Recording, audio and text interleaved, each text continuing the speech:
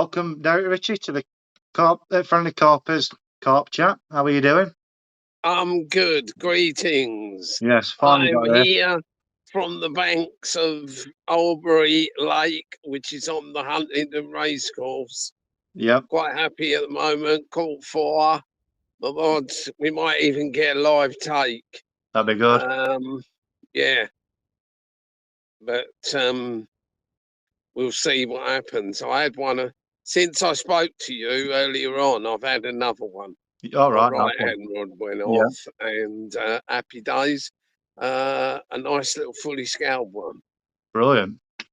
and you know, I've been sticking to it using cell Yeah, with a lot of dips. One of the yeah, problems I've got on this lake, this is let me explain to you. Under the racecourse yeah, is this lake I'm on here, Albury, is right in the middle of the racecourse. yeah. All right. So on race days, we're not allowed to be here. No, So they won't let you fishing it. right, yeah, Right. But what's happened over the years, when it floods out of the river, because it's got a river running around the back, yeah, some of the fish have come in the lake that way. right, yeah, So what's happened, we have got um, a lot of roach. yeah, There's roach, there's a few chub in here, there's a few tench in here. yeah, And one of the problems that we have is if you put anything in, I think it's happening to a lot of lakes, yeah, where people are putting a lot of pellet in, yeah, the lakes, the other species, i.e. the rudd and the tench and everything else, are getting quite big. right, And of course, because they've got happy days, they're you know having sex a lot more. yeah, Sounds like a sex program, doesn't it? They're having sex a lot more, so there's a lot more fry about. yeah, And of course, what happens? I'm fishing on the other lake, which is up the top, yeah, and we've just had a population explosion up there. And right, you can't buy a bite because all the fish are eating the fry. yeah, They're not interested in the anglers' rates. And in no, the last sort of month, it shut down up there. You go up there overnight, you can see them yeah, on the surface. They're not chasing them like pike. They just swim around with their mouths open. And of course, happy days. They can have as many little rudd as they want. I've netted carp a few yeah, weeks back, and when I've looked in the net, there's like probably 30 rudd in the net. right, passing them out in the net. And Yeah, what's happened on here, I've tried to come here with particle yeah, fishing here, but because I love a little bit of hemp and a little bit of maize and stuff like that, yeah, because it gives you that extra edge on top of boilies. But yeah, what's happened in here, you get hammered. You get absolutely hammered by yeah, the fry. And my old mate from Kyle from Midland Mix, if yeah, any of you lads want to be a particle, he's the man to go to. He's only a young fella, yeah, and he's trying to make a living, and he does some really nice particle. yeah, And I use it up on the other lake. I use the maize and everything up there, but yeah, that's that. But at the moment, I'm smashing boilies in yeah, at the moment on here. And as I say, I've had 4 fish. Been putting my bait out everywhere when I've got them on the bank yeah, because I've done a lot of chopping. right, yeah, I've done a few chops. I know you got the roach and everything else in here, but I've got 18 meals 80 ml cell, dipped them in the old smart liquids, and bang, off you go. Yeah. I can't talk highly enough of, and it's not, you know, some sponsored anglers, you know, they wear it on their chest, and you know, you've got to use this, you've got to use that. Look, Yeah. I use it, and I've been with mainline since they first started. Yeah. But you don't have to run around with your chest out going, buy this, buy that. Yeah. But I have found that the smart liquids are a game changer. I They do like smart definitely liquid. are Yeah. a game changer. Look, let's look at it. A lot of the members on this website. Yeah. You got to remember, I've been fishing since I was 7, Yeah. and I'm 74 now, and I've been carp fishing a high percentage of that. I started carp fishing when I was about 12, 13 years old, Yeah. and I've watched it come and I've watched it go.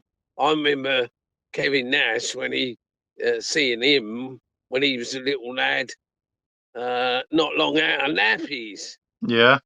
and you know, so I've been around the block a bit, and you know, certain things work. What you know, why it costs a lot to go fishing, doesn't it? It's not cheap now. You know what I mean? Yeah. But let me just say one thing. Yeah. You know, you go and spend, I don't know, 2 grand, 3 grand on a set of rods. Yeah. You go and spend another £1,000 on reels and everything else. Yeah. I'll be honest with you, I don't care what I use. I use an old stick with a reel on it. Yeah. It's what is the final foot. Yeah. What is it? A sharp hook Yeah. and a good. If you've got a good bait, Yeah. you'll catch fish. It's all down to application. Yeah. Couldn't agree more. You know what I mean? It's I've seen it time and time again. People Yeah. go, "Oh, I wouldn't pay that for bait." Well, that's your key to success. Yeah. You know what I mean? You know, all right, I get my bait from mainline and I get it from different places. Yeah. But when the time comes for maggots, I have to go and fork out for my maggots the same as anybody. Yeah. You know what I mean? And that don't come in your pension to No. go and buy maggots. Yeah. And they're going up in But price. if I've got to use them, I've got to use them. Yeah. And that's what I'm trying to get at with, you know, people go, oh, yeah, the price of oil is blah, blah, blah, blah, blah, blah, blah. And then, yeah, they'll go down the pub and do 30 quid in the pub. Yeah. You know what I mean? Just standing there having a drink. Yeah. Right, let's get away from that. Right, Yeah. let's talk about something happy. All right. So you're with, like I said, you're with mainland baits and Midland mixers. Barton lads, is it you with as well? Yeah, Barton lads. Barton I like to support the young uns. Yeah. You know what I mean? That's good. Yeah. It's got to be done. Yeah. They're our future. When Yeah. I used to do all my features in Total Carp and everything else, I you know, I took a lot of kids, and I see them now, and like they're all 40 years old and whatever. And it's well, little Tommy Dove, I took him when he was 12. Yeah. You know, it's Elliot Gray. Elliot Gray caught his first 30 with me. Yeah. And they're oh, that's a nice one. So as I'm talking to you, I can see fireworks going off Oh yeah. in the distance, and we've had a good show tonight. Oh no. It's strange because I always seem every year I seem to be out fishing when it's firework night. Yeah. I did it with many years ago. I was out with Lee Jackson, Oh and yeah. he was on a little syndicate that I belonged to, Yeah. and we he said, "Oh, I fancy one end of the lake." I said, "Oh, I don't care. I'll go up the other end." I Yeah. went up the other end, and they blew me to pieces. They had a massive firework display. Yeah. This wah wah wah. This country gent on the lake, and Yeah. he blew it to pieces. Bit of me, I've done that as well, haven't I? Yeah. But You got to yeah, keep. it was funny that night. Yeah. So But what other companies are you with as well, apart from those? Is there any other companies that you? no, not really. Yeah. You know, sometimes if I want to buy something, then I talk to the right people because I do buy stuff. Yeah. Um, I had a nice bed chair, Yeah. but it started hurting my back All right. because I used to be a carpet fitter, Yeah. and sounds like that thing. I used to be a werewolf, but I'm all right now. No, and my back was hurting, Yeah. and I spoke to quite a few people, Yeah. and Martin Locke sorted me out with. I would stick my neck out and say it's probably the best bed chair I've been on because I don't even think about my back now. Yeah. Nice one. Very, very, very. You know, I got it at trade, so it's Yeah. because I used to be in the trade, obviously. So Yeah. I get a little bit of help from certain quarters if I do have to go and buy anything. Yeah. Well, You if you know? can pull a few strings, you might as well pull them, haven't you? Well, yeah, yeah, and I've been Definitely. around long enough. Yeah. Been around long enough. Oh, good. I love it. Well, you. I love where I'm fishing. Yeah. When I'm up on that top lake, Yeah. there's a fish in there that I'm after. Right. It was what happened. It was stocked in 1999, Yeah. and this lake flooded, and the bloke who had it said, "Oh, sod this, I'm on my toes," and Yeah. he buggered off to France, and he put a set. We don't know how many, but he put probably 20 odd fish in the lake up the top, Yeah. and they've been left alone since 1999. Yeah. And when Toady took it over in 2017, we saw a big fish, Yeah. and I said to him, "It's like a submarine," and that's why I called it Red October. Right. So for me, I'm on the hunt for Red October, Yeah. um, and it's going to surprise a lot of people when that comes out. I'm telling you. Yeah. Um, I, I hooked it a couple about 3 years ago, and it come off. Oh. And then I went back over to where I was on the lake down the road, Yeah. and then I've come back like in this time last year Yeah. and started fishing it again. And Yeah. I've had some wicked fish out of there, you Yeah. know, because Tony stocked it up. Yeah. But what he's done is he's made it more difficult to get Red October. I Yeah. wish he hadn't put the fish in what he's put in, but they're all doing well. There's loads of birdies in there now. Yeah. But this year, I since this season started, which was April, Yeah. it's been shut for probably 4 or 5 weeks Right. after April because they were spawning, and Tony shuts it down, and obviously we get off of there and let them get on with their business. Yeah. And but this year for me, I've had 97 fish out of there, Right. which is good going. Yeah. Trust me, Yeah. because it's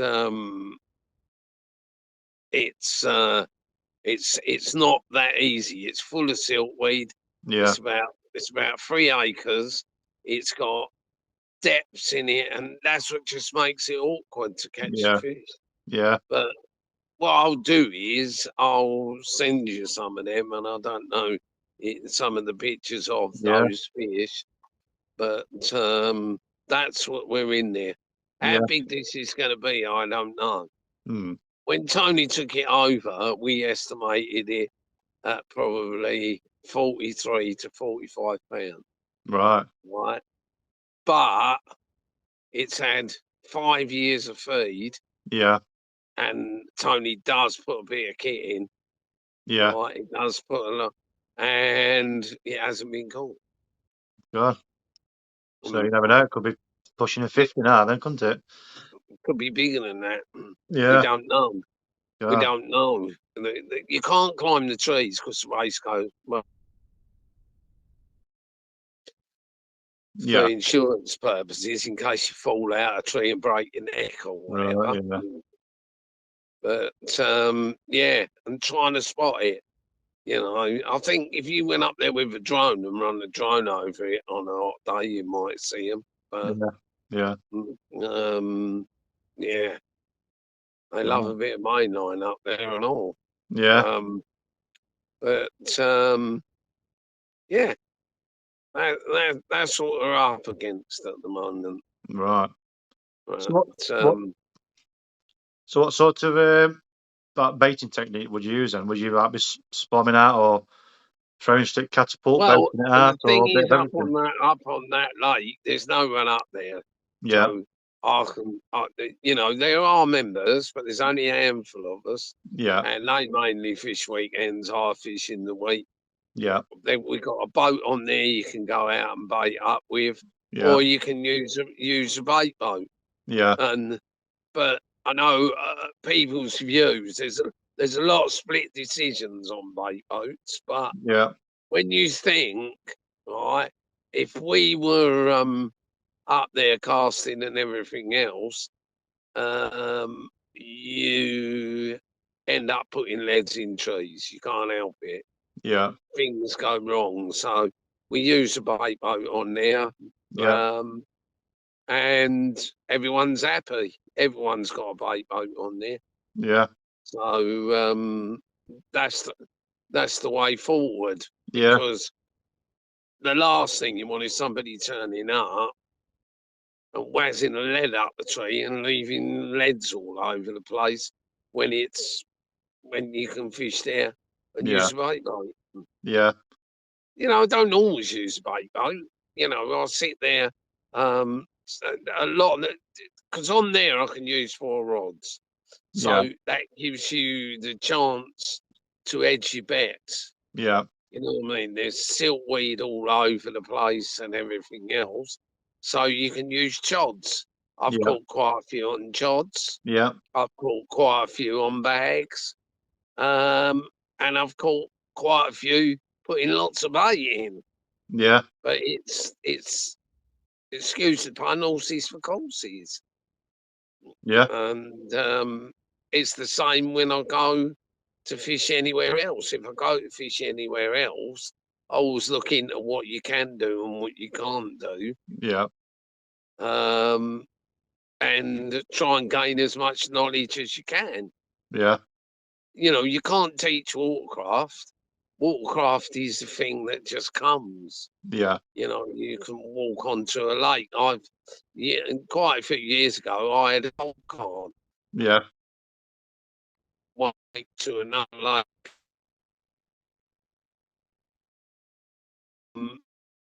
In a lot of it. Yeah. But knowing what I'm going to do when I got there is, you know, confidence. Yeah. Confidence. You've got to be confident. Yeah. You know what I mean? It's not something that you can teach anybody watercraft. No. You just learn it over the years. Yeah. It's like when you're casting out and you're feeling for the donk. Yeah. You know, I prefer leading about rather than markering about. Yeah. Although I have to marker about sometimes. Yeah. just to make sure I get the right depth and everything else. Yeah. It's like at the moment, one of the lads I talked to on here, it goes down to 40 odd foot in places in this lake. God. And he said to me, you want to be looking around the 17s. So I've got my baits in 17-foot water. Yeah. And he's right. He was right. Yeah. You know, I can't argue with him because it's where he fishes. Yeah. It's you know, over the years, it's like different bits and pieces. Yeah. It's like years ago, I used to run the manor down in Essex, where the amphibian was, and down there, you couldn't get a good pop up. We used to call them mainline pop ups, pop downs. They're like you know, we used to make them with cork balls. Yeah. And cast them out. And the worst thing in them, because then we were fishing with the first sort of combi rigs.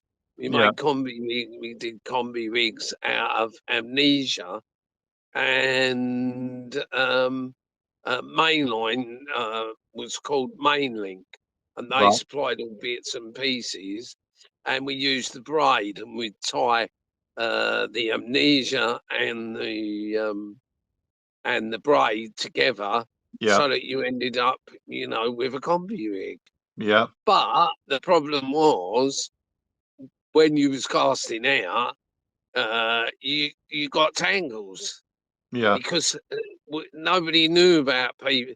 Because at that point, I was with Gardner, and then I saw what they did with PVAs.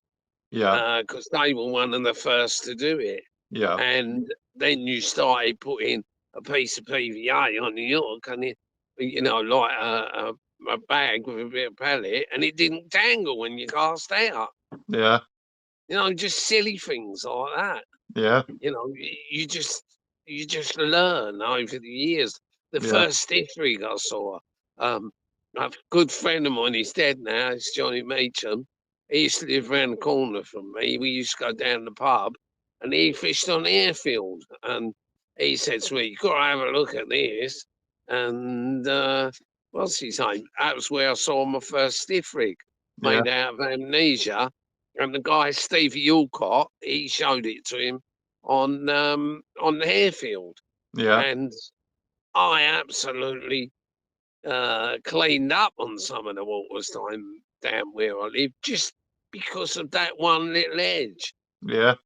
You know what I mean? A lot of people, a lot of the top carp anglers have edges. Yeah. But the problem is now, you know, you get companies like Corder and all that. It's on there, and everybody can see it. Yeah. They didn't have to go through you know, the process of trying to learn and think about what you're doing. Yeah. Yeah. Nice one. So, what's your favourite time of year to fish, Derek? Well, I'm retired. I'll fish any time of the year now. But I do like the spring. Yeah. The spring is everything's waking up. Yeah. I've had a fabulous spring up there. Yeah. I've in 5 weeks up there, I had something like, I don't know, 6 birdies Yeah. out of there, and 2 of them never been caught. Yeah. 2 of them never been caught, and yeah, I'd say spring. Yeah. Because the old carp of, you know, you can pull the wool over their eyes. Yeah. You know, they're still a bit docile after the winter. Yeah. And they're just waking up. And obviously you get more bites. Yeah. And also they start showing themselves. Yeah. So you got an idea of where they are and how you got to attack them. Yeah. Yeah. Because that's one of the biggest problems is is picking the right swim. Yeah. You know, certain swims produce more than others. It's a natural fact. You Yeah. know, if I was to go to a lake, I would. I'd want to be somewhere near the middle of the lake Yeah. because you can see so much from the middle. And you know, you can reach a lot of the areas from the middle of the lake, Yeah. but never neglect the little corners. Yeah. Sometimes it goes off in the corners, Yeah. but you can go in there, sneak in, and nick a fish or two. Yeah. Yeah. Nice. Um, But are there any old mainline bait flavors or anything that you wish you could still get hold of that they don't do anymore? which I could still get hold of. Well, the best bait I think ever was the Grange. Yeah. I gotta say the Grange, Right. but Sell, how powerful is that bait? Yeah. How powerful is that bait? I went up to Horseshoe not long after it come out. I went up there with um, a young lad who I know, Guy James, Yeah. and what happened? We had a couple of kids. Their parents booked up for them to come and fish with us, Yeah. and we done like a little tutorial with them. And we went to Linear, Yeah. and I'm not joking. We hit it absolutely cock on. Yeah. Roy was running the place, and um, the the fish were moving into Summer Bay, and Yeah. we were there 4 or 5 days before they went in there to spawn, Yeah. and we ended up. There was another little kid on the bank. I took him under our wing, Yeah. and so we had 3 little lads, um, and my friend James, Yeah. and between us, we had over 100 fish out in 4 Oh, days. bloody hell. And my mate, he was quite fortunate to get that big plated in there. Oh, yeah. He had the Yeah. big plated out. But yeah, we hit it cock on, and that was fishing with the cell. Yeah. I don't think there's no other bait that's all right. The Grange. The problem is with the Grange, the active ingredients make the bait, um, you know, um, do weird things. Yeah. Um, you know, um, at that time when that come out, I was the manager of County Angling, Yeah. to tackle shop in Hornchurch, Yeah. right? And we had um, we had the Grange in the shop, and what used to happen, the kids used to come in in the afternoon after school, and come in and open all the bottles up and Right. shut the bottles. And Yeah. what used to happen, because of the corn steep bottles, Yeah. they tighten the lids up. I'd go home, and when I come in the morning, because it's like an active ingredient, Yeah. it blew the lids off. And we ended up with bloody corn steep liquor all up the walls. Bloody hell. You know, it was mad. Cheeky buggers, yeah. And you know, when the Grange first come out, I said Yeah. to Kev, "Can you do something about this?" And he said, "What's the matter?" I said, "Bloody hell!" I said, I'm catching bloody bream and tench like there's no tomorrow." Yeah. And all it was is any fish wanted to eat the Grange. Yeah. And of course, now you've come into the cell, Yeah. you know, Activate was good. Um, I was using the Grange on the Manor, Yeah. and that the year that we baited it up with the Grange, the amphibian come out 13 times. Yeah. on the Grange. It didn't want to eat nothing else. Yeah. And then, of course, a couple of years down the line, I'm still using the Grange, and Kev Knight turns up at the manor with a big bag of Activate. I said, I don't want that. I want the Grange. And I had the ump, and Yeah. I went down the end of the lake and threw the whole lot in. They give me 10 kilos, and I just threw it in Yeah. out of disgust because I wanted to be using the Grange. Yeah. Hour and a half later, I caught the amphibian again. Yeah. You know, it's mad. Yeah.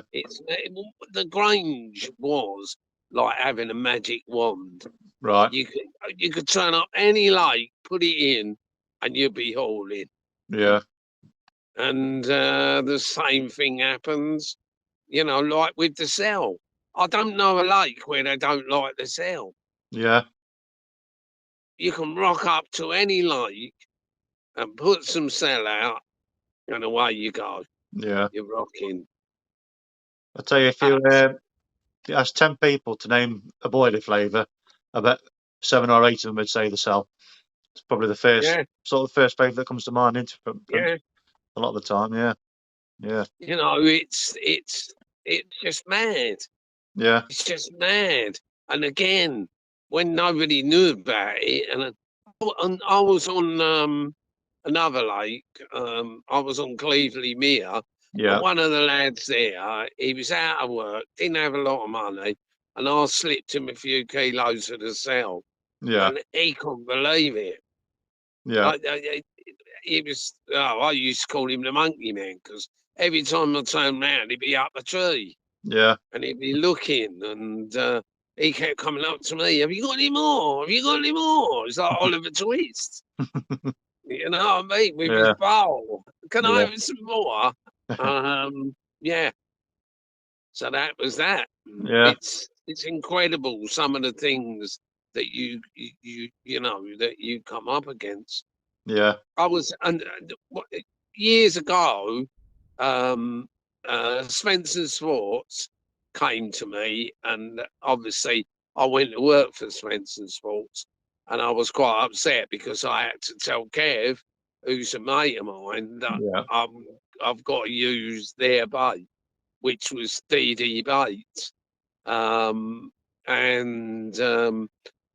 Ian Russell, I got him a job there because he made all the pop-ups for them. Yeah. And because he had Heathrow baits. Yeah. And I started using shed loads of krill. I in my garage at home, I had sacks of it, and I had the mussels and everything else. Yeah.